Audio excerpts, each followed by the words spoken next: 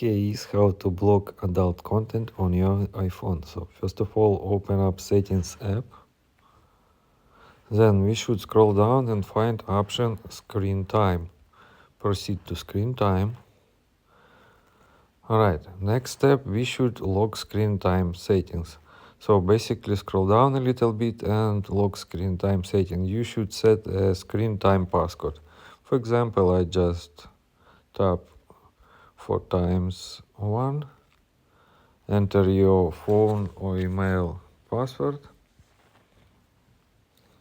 Once you set up lock screen time settings, you should go back to screen time settings and then go to under restriction content and privacy restrictions and enable content and privacy restriction. Tap on this toggle to enable it and then tap on app store, media, website, games, this all stuff.